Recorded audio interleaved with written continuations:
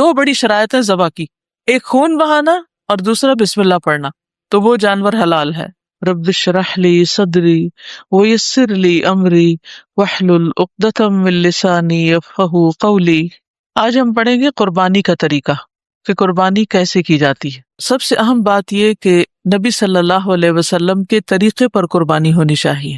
نبی صلی اللہ علیہ وسلم نے عید الاضحیٰ کی نماز کے بعد خطبہ دیتے ہوئے فرمایا کہ جس شخص نے ہماری نماز کسی نماز پڑھی، یعنی جیسے ہم نے پڑھی ایسی ہی نماز پڑھی اور ہماری قربانی کی طرح قربانی کی، اس کی قربانی صحیح ہوئی۔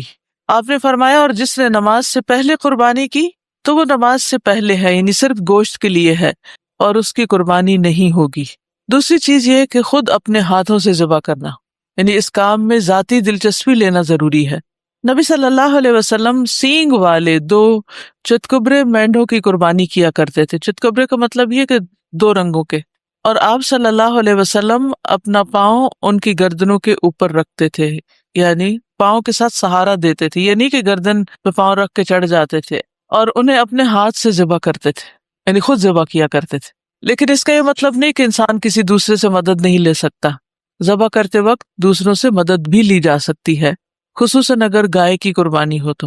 حضرت عائشہ سے روایت ہے کہ رسول اللہ صلی اللہ علیہ وسلم نے ایک ایسا سینگ والا دمبا لانے کا حکم فرمایا کہ جو سیاہی میں چلتا ہو اور سیاہی میں بیٹھتا ہو اور سیاہی میں دیکھتا ہو، یعنی اس کا چہرہ بھی کالا ہو اور پاؤں کالے ہیں، ہاتھ پاؤں کالے۔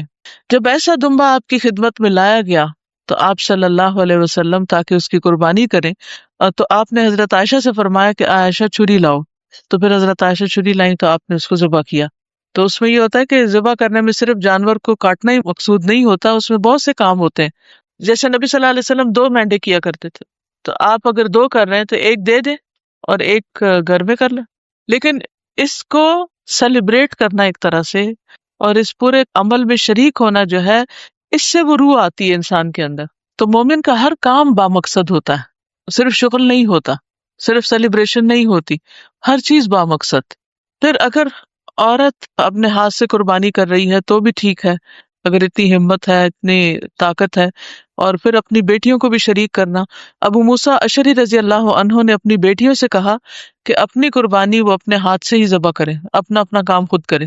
اس سے 2 باتیں پتہ چلتی ہیں، ایک تو یہ کہ بیٹیوں کی قربانی الگ تھی، انہوں نے اپنی اپنی بھی کی، اور دوسرے یہ ہے کہ انہوں نے اپنے ہاتھ سے کی۔ پھر قربانی کرنے کے لیے جگہ مقرر کرنا۔ عبداللہ ابن عمر رضی اللہ عنہ قربانی کرنے کی جگہ قربانی کرتے تھے۔ پھر عیدگاہ میں قربانی کرنا۔ نافع کہتے ہیں کہ عبداللہ بن عمر نے بتایا کہ رسول اللہ صلی اللہ علیہ وسلم عیدگاہ میں قربانی کیا کرتے تھے، یعنی جہاں نماز پڑھتے تھے وہیں کھلے میدان میں قربانیاں کی جاتی تھی۔ اب ذبح کرنے کی شرائط کیا ہیں؟ اچھے طریقے سے ذبح کرنے کے لیے چند شروط کا ہونا ضروری ہے۔ ذبح کرنے والے کا اہلیت والا ہونا، یا وہ مسلمان ہو یا اہل کتاب میں سے ہو، کیونکہ اہل کتاب کا ذبیحہ بھی کھایا جا سکتا ہے، لیکن اگر بت پرست ہو تو اس کا ذبیحہ نہیں کھا سکتے۔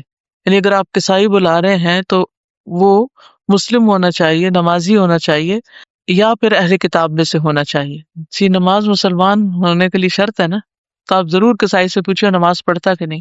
اسی طرح مرتد کا ذبیحہ بھی جائز نہیں، کہ ایک شخص سو کالڈ مسلم ہے لیکن وہ اسلام کے خلاف باتیں کرتا ہے، نبی صلی اللہ علیہ وسلم کا مذاق اڑاتا ہے یا دین کی چیزوں کا مذاق اڑاتا ہے، تو اس سے بھی ہوشیار رہیں۔ اور یہ نمازی کی شرط جو ہے یہ امام نووی نے لگائی ہے، الاربعین النوویہ والے جو ہیں۔ اور اہل کتاب کے ذبیحہ کے حلال ہونے کی دلیل کیا ہے؟ وَطَعَامُ الَّذِينَ أُوتُوا الْكِتَابَ حِلٌّ لَكُمْ وَطَعَامُكُمْ حِلٌّ لَهُمْ۔ اہل کتاب کا کھانا تمہارے لیے حلال اور تمہارا کھانا ان کے لیے۔ ابن عباس کہتے ہیں کہ طعام سے مراد ما ذبحوہ، وہ کھانا ہے جس کو انہوں نے ذبح کیا ہو، اگر ذبح نہیں کیا تو وہ نہیں کھا سکتے۔ کیونکہ بعض لوگ یہ کہتے ہیں کہ ٹھیک ہے کرسچنس کے گھر سے کچھ بھی کھا سکتے ہو سکتا ہے انہوں نے خنزیر پکا رکھا ہو، پھر تو ایسی صورت میں سے آنکھیں بند کر کے نہیں کھایا جا سکتا۔ طعام سے مراد جو انہوں نے صحیح حلال چیز کو پکایا ہوا ہو۔ پھر اسی طرح ذبح کرنے والے کا آلہ درست ہونا چاہیے، یعنی چھری شارپ ہونی چاہیے، اور چھری جو ہے وہ لوہے کی بھی ہو سکتی ہے، چاندی کی بھی ہو سکتی ہے، سونے کی بھی ہو سکتی ہے، اسی طرح کسی ایسی لکڑی کی بھی ہو سکتی ہے کہ جس سے کٹائی ہو سکتی، کیونکہ بعض اوقات لوہے کی چھری میسر نہیں ہوتی، لیکن شرط یہ ہے کہ وہ تیز ہو۔ دانت اور ناخن کے علاوہ جو چیز جانور کا خون بہا دے، دانت اور ناخن، اور اس پر اللہ کا نام بھی لیا گیا ہو اسے کھایا جا سکتا ہے. ما انہر الدم وذکر اسم اللہ علیہ فکلوہ. پھر چھری کی دھار کو تیز کرنا لازم ہے کیونکہ اس سے ذبیحہ کے لیے آسانی ہوتی ہے. اگر کوئی ذبح کرنے والا کسی ایسی چیز سے ذبح کر رہا ہے جس سے جانور کو بہت تکلیف ہو رہی ہے تو ذبح کرنے والا گناہگار ہوگا. ایسا کرنا ظلم ہے. تو چھری کو اچھی طرح تیز کرنا چاہیے. اسی طرح جانور کے سامنے چھری نہیں تیز کرنی چاہیے. عبداللہ ابن عباس کہتے ہیں کہ رسول اللہ صلی اللہ علیہ وسلم ایک آدمی کے پاس سے گزرے جو اپنا پاؤں بکری کے پہلو پر رکھ کر چھری تیز کر رہا تھا. یعنی بکری لٹائی ہوئی تھی اور اس کے منہ کے سامنے چھری تیز ہو رہی تھی اور وہ اسے کنکھیوں سے دیکھ رہی تھی. یعنی بکری دیکھ رہی تھی کہ چھری تیز ہو رہی. آپ نے فرمایا یہ کام پہلے کیوں نہیں کیا؟ کیا تو اسے 2 دفعہ ذبح کرنا چاہتا ہے؟ یعنی یہ بیچاری دیکھ رہی ہے کہ ذبح ہونے والی ہے اور پھر اس کے بعد تم اسے ذبح کرو گے تو یہ طریقہ ٹھیک نہیں ہے. اسی طرح ایک جانور کے سامنے دوسرا جانور ذبح نہیں کرنا چاہیے.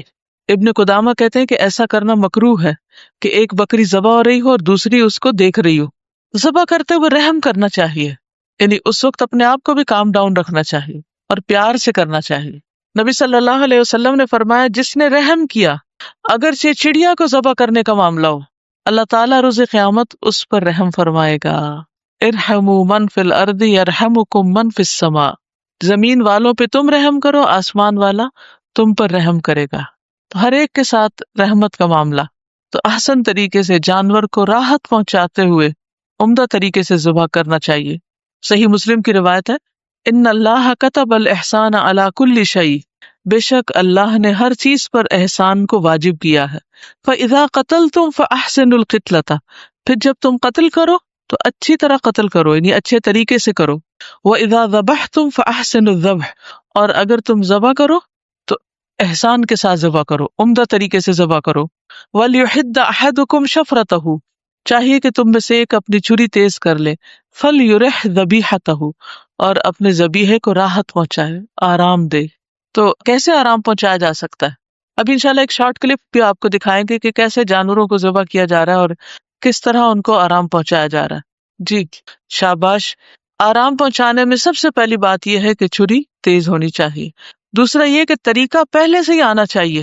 طریقہ سیکھا ہوا ہونا چاہیے. یہ نہیں کہ چھری چلانے کے بعد پتہ چلے کہ غلط جگہ چھری چلائی ہے اور پھر اس کے بعد ایک اور جگہ تب آزمائی شروع کر دی جائے. یہ درست نہیں. اور اسی طرح چھری کے ساتھ گھر گھر گھر نہ کرتا جائے انسان بلکہ تیزی کے ساتھ ذبح کرے. گھر گھر کرنا کہ یعنی اس کو کر کر کے چھوٹے سے کٹ لگا کے جس سے بہت زیادہ دیر لگ جائے. تیز چھری ہو اور ایک بار میں ہی کام تمام ہو جائے تو اس سے اس کی شارہ کٹ جاتی ہے اور اس کے سینسز ختم ہو جاتے ہیں. بکری آرام میں آ جاتی. اب اس کا خون نکلے وہ تڑپے بکری کو کوئی تکلیف نہیں. بس اس کی تکلیف صرف اتنی جتنی دیر میں اس کا گلا کٹا بس. اسی طرح ذبح کرتے ہوئے جانور کے چاروں پاؤں آزاد رکھے جائیں. چاروں پاؤں کھلے ہوں رسی نہ بندھی ہو. کیوں؟ کیونکہ جب جان نکل رہی ہوگی تو وہ تڑپے گا ہاتھ پاؤں مارے گا. اور اگر ہاتھ پاؤں بندھے ہوئے تو اس کے لیے آرام کی بات نہیں ہے. یعنی شروع میں لٹاتے وقت اگر آپ صحیح طریقے سے لٹائیں گے تو آپ دیکھیں گے کہ انشاءاللہ آپ کو ضرورت نہیں پیش آئے گی کہ آپ ان کے پاؤں پکڑے. لیکن اگر کسی وجہ سے پکڑے بھی ہیں تو جو ہی چھری پھر جائے تو پاؤں چھوڑ دیں. بعض لوگ بکری کو لٹا کے اوپر بیٹھ جاتے ہیں. یہ بھی بڑا ظلم ہے. بعض لوگ ہاتھ پاؤں پکڑ کے رکھتے ہیں. بعض اس کی بائیں ٹانگ کو مروڑ کر گردن کے پیچھے رکھتے ہیں. یہ بھی آپ نے دیکھا ہوگا. یہ بھی اذیت دینے والا طریقہ ہے. تو جانوروں کے ہاتھ پاؤں باندھ کر ذبح کرنے کی مذمت کی گئی ہے ممانعت کی گئی ہے. رسول اللہ صلی اللہ علیہ وسلم نے منع فرمایا کہ جانوروں کو باندھا جائے اور قتل کیا جائے. پھر اسی طرح بسم اللہ اللہ اکبر پڑھ کر تکبیر کہہ کے ذبح کرنا چاہیے کیونکہ اس سے جانور حلال ہوتا ہے. اگر اللہ کا نام نہ لیا جائے تو قرآن مجید میں کیا آتا ہے وَلَا تَأْكُلُوا مِمَّا لَمْ يُذْكَرِ اسْمُ اللَّهِ عَلَيْهِ. وہ چیز نہ کھاؤ جس پر اللہ کا نام نہ لیا گیا ہو. حدیث میں آتا ہے صحیح بخاری کی روایت ہے مَا أَنْهَرَ الدَّمَ وَذُكِرَ اسْمُ اللَّهِ عَلَيْهِ فَكُلْ. جو چیز خون بہا دے اور ذبح کرتے وقت اس پر اللہ تعالیٰ کا نام بھی لیا گیا ہو تو اس کا گوشت کھانا حلال ہے. 2 بڑی شرائط ہے ذبح کی. ایک خون بہانا اور دوسرا بسم اللہ پڑھنا. ما انہر الدم جس کا خون بہہ جائے وذکر اسم اللہ علیہ اور اس پر بسم اللہ پڑھی جائے تو وہ جانور حلال ہے. اور جس پر نام نہ پڑھا جائے اس کو کیا کہا وَإِنَّهُ لَفِسْقٌ. سورۃ الانعام کی 121 آیت ہے کہ بلا شبہ یقیناً یہ سراسر نافرمانی ہے. یہ گناہ کا کام ہے. اونٹ کو بٹھا کے نہر نہ کیا جائے. اونٹ کو کھڑا کر کے نہر کیا جائے نہیں ذبح کیا جائے. کیونکہ نبی صلی اللہ علیہ وسلم کا طریقہ یہی تھا۔ زیاد بن جبیر کہتے ہیں کہ میں نے دیکھا کہ عبداللہ بن عمر ایک شخص کے پاس آئے جو اپنا اونٹ بٹھا کر نہر کر رہا تھا۔ عبداللہ نے فرمایا اسے کھڑا کرو اور باندھو پھر نہر کرو، یہی رسول اللہ صلی اللہ علیہ وسلم کی سنت ہے۔ جو کام ہم نہیں کر رہے وہ کرنا شروع کر دیں۔ رمضان کا مہینہ کس لیے؟ لعلکم تتقون۔ اور قربانی کس لیے؟ لن ینال اللہ لحومها ولا دماؤها ولکن ینالہ التقوی منکم۔ یہ بھی تقوی حاصل کرنے کے لیے۔ قصاب کے ساتھ معاملات، خود سر پر کھڑے ہو کر قربانی کا گوشت بنوانا، یعنی یہ نہیں کہ اس کو دے کے اندر جا کے سو جائے اور جو جی چاہے کر دے۔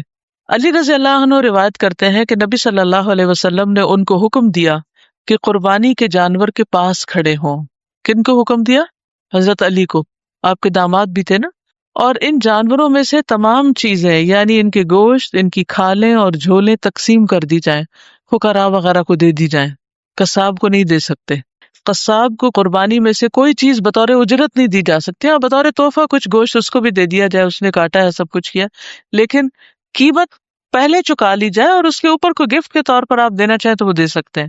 حضرت علی روایت کرتے ہیں کہ نبی صلی اللہ علیہ وسلم نے حکم دیا کہ قربانی کے جانور کے گوشت، ان کی کھالیں اور جھولیں تقسیم کر دی جائیں اور قصاب کو ان میں سے اجرت میں سے کچھ بھی نہ دیا جائے۔ وہ کہتے ہیں کہ ہم قصاب کو اپنے پاس سے اجرت دیتے تھے، ٹھیک ہے، اور قربانی کی کھال اور جھول کو صدقہ کر دیا جاتا تھا۔ یہ بھی حضرت علی کا بیان ہے کہ قربانی کا جو جانور میں نے ذبح کیا تھا اس کی جھول اور کھال کو صدقہ کیا۔ نبی صلی اللہ علیہ وسلم نے فرمایا جس نے اپنی قربانی کی کھال فروخت کی اس کی قربانی نہیں ہوئی۔ پھر گوشت سے متعلق کچھ احکامات ہیں۔ قربانی کا گوشت خود بھی کھانا چاہیے اور دوسروں کو بھی دینا چاہیے۔ فَكُلُوا مِنْهَا وَأَطْعِمُوا الْقَانِعَ وَالْمُعْتَرَّ، پس اس میں سے خود بھی کھاؤ اور ان کو بھی کھلاؤ جو قناعت کیے بیٹھے ہیں، اور ان کو بھی جو اپنی حاجت پیش کریں۔ کچھ لوگ قربانی کا گوشت خود نہیں کھاتے جبکہ خود کھانا چاہیے کیونکہ اللہ تعالیٰ کا حکم ہے فَكُلُوا مِنْهَا۔ رسول اللہ صلی اللہ علیہ وسلم نے عید الاضحیٰ کے دن روزہ رکھنے سے منع کیا ہے، یعنی کھانا لازم ہے اس دن روزے کا ثواب نہیں ہوگا، نافرمانی ہوگا روزہ۔ پھر قربانی کا گوشت پکوانا۔ رسول اللہ صلی اللہ علیہ وسلم کے آزاد کردہ غلام ثوبان سے روایت ہے کہ رسول اللہ صلی اللہ علیہ وسلم نے مجھے حجۃ الوداع کے موقع پر فرمایا یہ گوشت پکاؤ۔ ثوبان کہتے ہیں میں نے اس گوشت کو پکا کر رکھا، آپ مدینہ پہنچنے تک اس میں سے کھاتے رہے، یعنی 8 دن سفر میں لگے شاید، تو اس سارے عرصے میں راستے میں بھی کھاتے نہیں، اس طرح پکایا گیا ہوگا کہ وہ خراب نہ ہو، یعنی کئی دن تک کھا سکتے ہیں، رکھ بھی سکتے ہیں، فریز بھی کر سکتے ہیں، اس کا شوربہ بنا کے پی سکتے ہیں، اس کو جتنی بھی ریسیپیز آپ کو آتی ہیں ان سب کو ٹرائی کر سکتے ہیں، کچھ بھی کھانا اس میں سے منع نہیں۔ لیکن یہ نہ کریں کہ لیگز اپنے لیے رکھ کے ان کو روسٹ کروا لیں اور باقی جو ہے جو آگے پیچھے کا ہے وہ ربز وغیرہ ہے وہ تقسیم کر دیں۔ جو قربانی کا گوشت ہے اس کے سب کے برابر ٹکڑے ہونے چاہیے، اللہ یہ کہ اگر آپ اپنے خاندان والوں کو یا گھر والوں کو سب کو جمع کر کے کھا پی رہے ہیں تو پورا بکرا اگر گھر میں ہی دعوت میں کھلایا جا رہا ہے تو اس میں کوئی حرج نہیں، پھر جیسے بھی چاہے پکائیں، لیکن تقسیم کرتے وقت یہ نہیں کرنا چاہیے کہ اچھا گوشت خود رکھ لیا جائے اور ایسا ویسا بس غریبوں کو دے دیا جائے۔ رسول اللہ صلی اللہ علیہ وسلم نے 63 اونٹ اپنے ہاتھ سے نہر کیے، پھر حضرت علی کے سپرد کر دیے، اور جو بچ گئے تھے وہ انہوں نے نہر کر دیے۔ 100 اونٹ قربان کیے تھے آپ نے حضرت علی کو اپنی قربانیوں میں شریک فرمایا۔ ذبح سے فارغ ہونے کے بعد آپ نے ہر قربانی سے گوشت کا ایک ایک ٹکڑا لانے کا حکم دیا۔ 63 جانوروں سے ہر ایک کی ایک ایک بوٹی لانے کا حکم دیا، انہیں ہنڈیا میں ڈال کر پکایا گیا، بڑی ہوگی ہنڈیا بھی۔ پھر رسول اللہ صلی اللہ علیہ وسلم، حضرت علی دونوں نے قربانیوں کا گوشت کھایا اور شوربہ بھی پیا، اور پھر جو ثوبان نے پکایا تھا وہ ساتھ بھی لے گئے اور رستے میں بھی کھایا۔ نبی صلی اللہ علیہ وسلم خود اپنے ہاتھ سے گوشت تقسیم بھی کیا کرتے تھے۔ عبداللہ بن زید بن عبد ربہ رضی اللہ عنہ سے مروی ہے کہ وہ اور ایک اور آدمی منا کے میدان میں نبی صلی اللہ علیہ وسلم کے پاس حاضر ہوئے۔ اس وقت نبی صلی اللہ علیہ وسلم قربانی کا گوشت تقسیم کر رہے تھے، اور تقسیم میں ایک تو رشتہ داروں وغیرہ کو دینا ہوتا ہے یعنی گفٹ کے طور پر دینا، اور ایک صدقہ کرنا بھی ہوتا ہے یعنی غریبوں کو دینا۔ آپ نے فرمایا خود کھاؤ، ذخیرہ کر لو اور صدقہ کرو، یعنی 3 حصے بن جاتے ہیں نا ایک طرح سے۔ فَكُلُوا وَادَّخِرُوا وَتَصَدَّقُوا، یہ 3 الفاظ آتے ہیں صحیح مسلم میں۔ پھر قربانی کے جو جانور ہیں جیسے اونٹ وغیرہ ہیں تو ان کے بارے میں قرآن مجید میں آتا ہے وَالْبُدْنَ جَعَلْنَاهَا لَكُم مِّن شَعَائِرِ اللَّهِ لَكُمْ فِيهَا خَيْرٌ فَاذْكُرُوا اسْمَ اللَّهِ عَلَيْهَا صَوَافَّ فَإِذَا وَجَبَتْ جُنُوبُهَا فَكُلُوا مِنْهَا وَأَطْعِمُوا الْقَانِعَ وَالْمُعْتَرَّ كَذَلِكَ سَخَّرْنَاهَا لَكُمْ لَعَلَّكُمْ تَشْكُرُونَ۔ اور قربانی کے بڑے جانور ہم نے انہیں تمہارے لیے اللہ کی نشانیوں میں سے بنایا ہے، تمہارے لیے ان میں بڑی خیر ہے، سو ان پر اللہ کا نام لو اس حال میں کہ گھٹنا بندھے کھڑے ہوں۔ ثواف کا ایک معنی صف میں، اور ایک کیا، گھٹنا بندھے ہوئے، جیسے اونٹ کو ایک گھٹنا باندھ دیا جاتا تاکہ وہ بھاگ نہ سکے۔ پھر جب ان کے پہلو گر پڑے تو ان میں سے خود بھی کھاؤ اور قناعت کرنے والوں کو بھی کھلاؤ، یعنی جو سوال نہیں بھی کرتے ان تک بھی پہنچاؤ۔ کچھ تو ایسا ہوتا ہے فقیر خود ہی آ جاتے ہیں، لیکن کچھ لوگ گھروں میں ہوتا نہیں مانگتے، تو ان کو بھی دینا ضروری ہے۔ اس طرح ہم نے انہیں تمہارے لیے مسخر کر دیا تاکہ تم شکر ادا کرو۔ یہ سورۃ الحج کی آیت نمبر 36 ہے۔ پھر سورۃ الحج 28-29 میں بھی فرمایا کہ وَيَذْكُرُ اسْمَ اللَّهِ فِي أَيَّامٍ مَّعْلُومَاتٍ عَلَىٰ مَا رَزَقَهُم مِّن بَهِيمَةِ الْأَنْعَامِ فَكُلُوا مِنْهَا وَأَطْعِمُوا الْبَائِسَ الْفَقِيرَ۔ تو اس میں بھی کیا ہے، کلو منہا، خود کھاؤ، اور اطعموا کھلاؤ، کس کو، البائس الفقیر، تنگ دست محتاج کو۔ پھر اسی طرح لوگوں کا جب جمگٹا ہو جائے تو پھر تقسیم کر دینا چاہیے سارا کچھ۔ نبی صلی اللہ علیہ وسلم کے دور میں ایک مرتبہ قربانی کے دن ایک قافلہ آ گیا تو آپ نے فرمایا 3 روز تک کا گوشت رکھو، باقی جو بچے صدقہ کرو، یعنی بہت زیادہ اپنے لیے مت رکھو، صرف 3 دن تک جو کھا سکتے ہو بس وہ رکھو۔ تو آپ نے لوگوں کے ہجوم کی وجہ سے، ضرورت مندوں کی کثرت کی وجہ سے قربانی کا گوشت ذخیرہ کرنے سے منع کر دیا، اسے تقسیم کرنے کا حکم دیا، اگرچہ بعد میں اس کی اجازت دے دی تھی رکھنے کی۔ مثلاً اگر اس سال سیلاب ہے اور سیلاب زدگان کو زیادہ ضرورت ہے تو پھر وہاں زیادہ دے دینا چاہیے اور خود کم کھانا چاہیے، اپنے ذخیرہ کرنے کے لیے کم رکھنا چاہیے۔ اسی طرح اگر آس پاس بھوک اور مفلسی ہو، غربت ہو، فقر ہو، تو اس صورت میں قربانی کا گوشت ذخیرہ نہیں کرنا چاہیے، اپنے فریزرز میں نہیں رکھنا چاہیے۔ سلمہ بن الاکوع نے بیان کیا ہے کہ نبی صلی اللہ علیہ وسلم نے فرمایا، جس نے تم میں سے قربانی کی تو تیسرے دن وہ اس حالت میں صبح کرے کہ اس کے گھر میں قربانی کے گوشت میں سے کچھ بھی بچا ہوا نہ ہو۔ یہ کس صورت میں؟ جب غریب فقیر بہت ہوں۔ دوسرے سال صحابہ نے عرض کیا، یا رسول اللہ، کیا ہم اس سال بھی وہی کریں جو پچھلے سال کیا تھا کہ 3 دن تک بس قربانی کا گوشت رکھیں؟ آپ نے فرمایا کہ اب کھاؤ، کھلاؤ اور جمع کرو، کیونکہ اب اس سال اس طرح لینے والے لوگ نہیں ہیں۔ تو حالات کے بدلتے ہوئے احکام بھی بدل گئے۔ فرمایا پچھلے سال تو چونکہ لوگ تنگی میں مبتلا تھے، اس لیے میں نے چاہا کہ تم لوگوں کی مشکلات میں ان کی مدد کرو، اور اس سال وہ تنگی نہیں ہے تو اس لیے کھا بھی سکتے ہو، دے بھی سکتے ہو، اور اس کے ساتھ ساتھ ذخیرہ بھی کر سکتے ہو۔ جابر بن عبداللہ کہتے ہیں کہ ہم اپنی قربانی کا گوشت منا کے بعد 3 دن سے زیادہ نہیں کھاتے تھے، تو نبی صلی اللہ علیہ وسلم نے ہمیں اجازت دے دی اور فرمایا کہ کھاؤ اور توشے کے طور پر ساتھ بھی لے جاؤ۔ چنانچہ ہم نے کھایا اور زاد راہ کے لیے بھی رکھا۔ ابو سعید خدری سے مروی ہے کہ نبی صلی اللہ علیہ وسلم نے ہمیں 3 دن سے زیادہ قربانی کا گوشت کھانے سے منع کیا۔ ایک مرتبہ میں کسی سفر پر چلا گیا، جب واپس آیا تو بقرعید کو بھی کچھ دن گزرے تھے، تو میری بیوی گوشت میں پکے ہوئے چقندر لے کر آئی۔ میں نے پوچھا یہ گوشت کہاں سے آیا؟ اس نے بتایا کہ قربانی کا ہے۔ میں نے کہا کہ نبی صلی اللہ علیہ وسلم نے تو ہمیں 3 دن سے زیادہ کھانے سے منع فرمایا تھا۔ تو میری بیوی نے کہا کہ آپ نے اس کے بعد اجازت دے دی تھی۔ تو میں نے اس کی بات نہ مانی اور اپنے بھائی قتادہ بن نعمان کو بھیجا، جو ایک بدری صحابی تھے، کہ وہ نبی صلی اللہ علیہ وسلم سے یا کسی شخص سے مسئلہ پوچھ کر آئیں۔ تو جب وہ کسی سے پوچھ کر آئے تو انہوں نے کہا کہ جو تمہاری بیوی نے کہا ہے وہ صحیح کہا ہے، نبی صلی اللہ علیہ وسلم نے مسلمانوں کو اس کی اجازت دے دی تھی۔ تو ان احادیث سے یہ پتہ چلتا ہے کہ قربانی کا گوشت ذخیرہ کیا جا سکتا ہے، اور جب تک چاہے انسان ذخیرہ کرے، اس کے لیے کچھ دنوں کی یا مہینوں کی کوئی مدت مقرر نہیں کی گئی۔ برائدہ اپنے والد سے روایت کرتے ہیں کہ رسول اللہ صلی اللہ علیہ وسلم نے فرمایا، میں نے تمہیں قبروں کی زیارت سے منع کیا تھا، قبرستان جانے سے منع کیا تھا، اب تم ان کی زیارت کیا کرو، یعنی اپنے عبرت کے لیے جایا کرو، اور میں نے تمہیں 3 دن سے اوپر قربانیوں کے گوشت رکھنے سے منع کیا تھا، اب تم جب تک چاہو رکھ سکتے۔ تو اس حدیث سے بھی پتہ چلتا ہے کہ وقتی طور پر ممانعت کی گئی تھی اور اس کے بعد اجازت دے دی گئی، اور آج بھی اگر وہ حالات پیدا ہو جائیں جو ممانعت کے وقت کے تھے تو پھر ہم خود سے خود اپنے لیے ممانعت کر لیں۔ عابس کہتے ہیں کہ میں نے حضرت عائشہ رضی اللہ تعالیٰ عنہا سے پوچھا، کیا نبی صلی اللہ علیہ وسلم نے 3 دن سے زیادہ قربانی کا گوشت کھانے سے منع کیا تھا؟ تو انہوں نے کہا کہ نبی صلی اللہ علیہ وسلم نے ایسا کبھی نہیں کیا، صرف 1 سال اس کا حکم دیا گیا تھا، جس سال قحط پڑا تھا۔ تو نبی صلی اللہ علیہ وسلم نے چاہا کہ جو مال والے ہیں وہ گوشت محفوظ رکھنے کی بجائے محتاجوں کو کھلا دیں، اور ہم بکری کے پائے محفوظ رکھ لیتے تھے اور ہم اسے 15 دن بعد کھاتے تھے۔ ان سے پوچھا گیا کہ ایسا کرنے کی کیا مجبوری تھی، یعنی 15 دن تک آپ لٹکائے رکھتے؟ اس پر ام المومنین ہنس پڑی، فرمایا آل محمد نے صلی اللہ علیہ وسلم سالن کے ساتھ گیہوں کی روٹی 3 دن تک برابر کبھی نہیں کھائی، یہاں تک کہ آپ اللہ سے جا ملے. یعنی ہمارے پاس ہوتا ہی کب تھا، تو قربانی کا موقع ایسا ہوتا تھا کہ جس میں ہم اس کو کچھ زیادہ دن تک لے چلتے تھے. آپ اس کہتے ہیں کہ میں نے عائشہ رضی اللہ تعالیٰ عنہا سے قربانی کے گوشت کے بارے میں پوچھا تو انہوں نے کہا ہم ایک ماہ تک قربانی کے پائے رسول اللہ صلی اللہ علیہ وسلم کے لیے رکھ چھوڑتے تھے اور آپ کھا لیا کرتے تھے.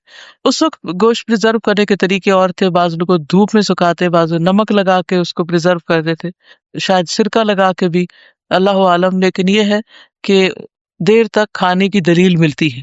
ابو سعید خدری رضی اللہ تعالیٰ عنہ کہتے ہیں کہ ہم قربانی کے گوشت کے خشک ٹکڑوں کو ذخیرہ کر لیتے تھے سکھا کے، اور قریب پورا سال اس پر گزر جاتا تھا.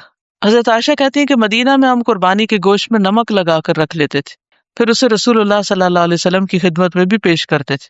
ابو سعید خدری کہتے ہیں کہ نبی صلی اللہ علیہ وسلم نے 3 دن سے زیادہ قربانی کا گوشت کھانے سے منع فرمایا تھا. لوگوں نے آ کر عرض کیا یا رسول اللہ صلی اللہ علیہ وسلم ہمارے بال بچے بھی تو ہیں. اس پر آپ نے فرمایا تم بھی کھا سکتے ہو، ذخیرہ بھی کر سکتے ہو، اور عمدگی کے ساتھ ذخیرہ کرو. تو فائنل بات کیا ہوئی؟ عمدگی کے ساتھ ذخیرہ. عمدگی سے مراد کیا ہے کہ جب دیکھیں کہ ضرورت مند باہر زیادہ ہے تو زیادہ باہر دے دیا جائے، جب دیکھا کہ ضرورت مند گھر میں زیادہ ہے تو گھر میں دے دیا جائے. ٹھیک ہے، یہ تو تھا قربانی سے متعلق کچھ حصہ. کچھ احادیث قربانی سے متعلق ضعیف بھی ہیں جو پہلے آپ نے کبھی سنی ہوگی، ان کے بارے میں آپ کو بتا دیتی ہوں تاکہ آئندہ آپ اس کو کوٹ نہ کریں. ایک حدیث جو ابو ہریرہ سے مروی ہے، اسے البانی نے سلسلہ ضعیف اور موضوعہ میں شمار کیا ہے، اور یہ حدیث ضعیف ہے کہ اپنی قربانیوں کے لیے عمدہ جانور چھانٹو کیونکہ یہ پل صراط پر تمہاری سواریاں بنے گی. تو یہ ضعیف جداً ہے. ٹھیک ہے. پھر اسی طرح 10 ذوالحج کو سب سے پسندیدہ عمل قربانی ہے، یہ حدیث بھی ضعیف ہے.